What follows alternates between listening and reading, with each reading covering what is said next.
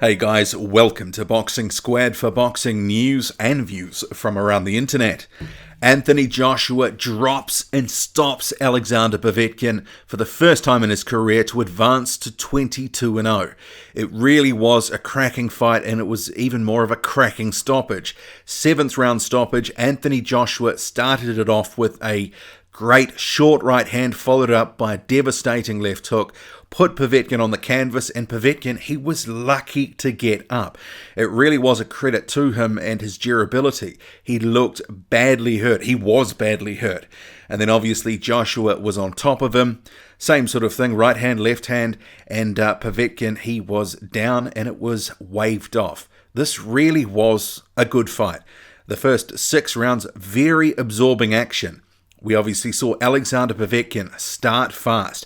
He looked great in those first couple of rounds, and he was landing on Joshua frequently, and Joshua a couple of times did look hurt. That first round, they're sort of feeling out. There were some body shots. He caught Joshua, hurt his nose. There was blood coming from the nose. And then there was a couple of good combos for Povetkin in round 2, and actually right through. It was Joshua started to have a bit more ascendancy from the 3rd round on. There were some very even rounds, and after 6, I had it 3 rounds apiece. What was your scorecard when it ended? But Joshua, out of nowhere in the 7th, he really just blitzed Povetkin, and he asserted his dominance, and it was the performance that he needed. It was the stoppage that fans demanded, and fans really were calling for a knockout. A lot of people didn't think Povetkin was going to do much in this fight. He came a lot better than advertised. I thought he would put up a good display, and he did. He showed he deserved to be there, that he is one of the best boxers in the world, top 5 guy, and it wasn't guaranteed for Joshua.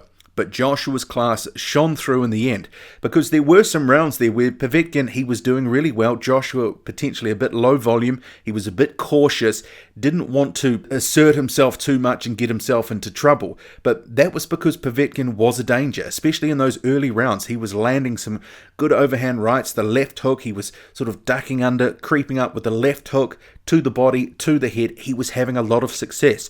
And Joshua, he felt some of that. After the fight, Joshua said that he set up the win by working Povetkin's body with the jab.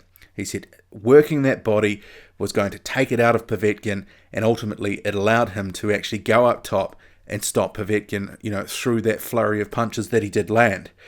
All in all, Alexander Povetkin showed he deserved to be there, and some of the people who said he was old and washed up, well, he wound back the clock tonight. He looked good, he looked sharp, and I think there is a little bit of crow to be eaten by a few that thought that Povetkin wasn't going to show anything, just like Luis Ortiz against Deontay Wilder, where he came better than advertised from what some people expected because of his advanced age as well, obviously 38, 39 now. These two guys, they showed that they do still have something in the tank, that skills pay the bills, and that they deserve to be near the top end of the division. So Anthony Joshua deserves a lot of credit for this win. First time Alexander Povetkin has been stopped. It really was the performance that Anthony Joshua did need for his career to keep the hype train going, to keep the expectation of fans met, because there was a lot of pressure heading into this fight. A lot of people didn't like the performance against Joseph Parker. That was a sort of cautious and tactical performance where he got a decision. And Anthony Joshua had said he needed to look good here tonight. And those first 6 rounds, maybe he didn't look as dominant as some would have expected. But the 7th round showed what Anthony Joshua can do, and it was a devastating knockout. In terms of the what next, so Anthony Joshua, after the fight, was sort of drawn on this. Who did he want to fight next? What did he want to do? And he was very cautious not to sort of commit himself to anything. Eventually, he did admit that his number 1 choice is Deontay Wilder. That is the guy that he wants to face next. But overall, he was very coy. He didn't really want to commit himself to anything. Obviously, there was some big talk after the last fight. He said, Deontay Wilder, let's go baby, all that sort of stuff. And they didn't get the fight made. And he even said when he was asked, he said, I don't want to play the blame game with this.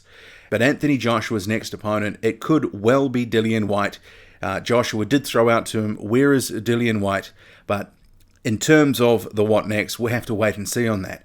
Overall, it was the performance Joshua needed. Povetkin was a serious threat, a serious challenge, and he was able to meet that and come through. Overall, though, the event, I would say it was a dreadful event. Truly dreadful. The card was terrible. Honestly, Anthony Joshua and Eddie Hearn, they need to sharpen up and fly right on this, because coming into the card, a lot of fans were saying this is a thin card. There's hardly any good fights on the card. And so it proved. It ended up not being a good card. Terrible. Some of the filler floater fights, they were obviously not on the main broadcast. And then what was there, we had David Price coming into his fight with Sergey Kuzmin, admitting he was injured, pulling out in the 4th round. So that ended on a bit of a sour note. So what next for David Price? Who knows? But he says he wants to get another fight, but he didn't want to risk any further injury. Then we had Matty Askin versus Lawrence Okoli, Lawrence the Sauce Okoli. There wasn't much in the sauce tonight because it was a dreadful performance. The styles didn't gel. There were about 4 people who clapped after the result to Okoli was announced. And that tells you everything about how that fight went. It was a hugfest. Okoli was deducted multiple points. He potentially should have been disqualified. And then they had the Luke Campbell fight, and, that was just okay. It wasn't the sort of rock'em sock'em, action-packed sort of night that I think a lot of fans were demanding, in terms of you want to shell out $20, £20, and obviously higher amounts overseas depending on the exchange rate. $35 here in New Zealand. Beyond the finish from Anthony Joshua, which he needed to deliver on, it wasn't much of a fight night. It wasn't a good night for fans. That Joshua performance, that'll take the sort of some of the sting out of the tail of the criticism for the card in general. If it had been a bit of a dour main event, I think a lot of people would have been going in very hard. But I know there's not a lot of people who, from what I've been able to judge online, who thought that was a cracking card. For me, I didn't think it was. But in terms of Anthony Joshua and the what next, obviously Eddie Hearn's going to have to plot this very carefully. He's already said he wants to get the next opponent squared away in about a month after this fight night. So that's not a lot of time to negotiate. He's been mentioning Deontay Wilder's name a lot.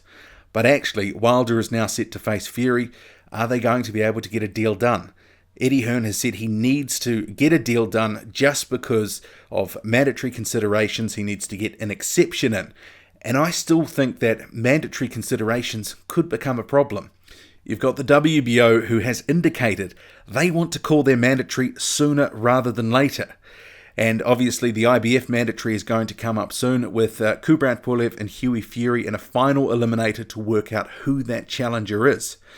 So you have to figure these mandatory challenges are going to soon start piling up. And April is over 6 months away. So who knows if they will actually get a voluntary for April. But if they do, and it's not the voluntary that people want, it's not a unification with Deontay Wilder, well, some fans are going to be a little bit salty about it. And I actually don't think Deontay Wilder is going to be negotiating and settling on any deals anytime soon, just because of what he's got coming up. And remember, Tyson Fury could beat Deontay Wilder, and that could be a fly in the ointment because there would be a rematch there. So Anthony Joshua saying Deontay Wilder is his number one choice, and saying they'll put a poll up on Twitter for fans to help choose the next opponent. That's all well and good, but it may come to nothing. And it was a nice gesture, but in terms of it being meaningful, because he said fans are the ones that, drive the sport. He wants to look after the fans and all that sort of stuff, but he may not be able to. But in terms of the performance overall tonight, Anthony Joshua, he did the business. Great finish from him. Great right hand to set off that sort of, final sequence. Alexander Povetkin did well to get up. He's probably done at the top level now, though. He probably doesn't have too much left to prove. Is there anywhere else to go right now for Alexander Povetkin? You have to ask yourself. Potentially a fight with his countryman Sergey Kuzmin, who got that win over David Price. That could be an all-Russia clash, maybe a bit of a passing of the torch type fight. So it'll be interesting to hear from Povetkin about the what next. And obviously Anthony Joshua, his what next. So what did you make of it? Did you think that the undercard was as terrible as I thought it was? Or did you think, it was okay? In terms of the main event, spectacular. Drop a comment, loud and often. Hit like, hit subscribe, follow me on Twitter, boxing_squared. I'm out.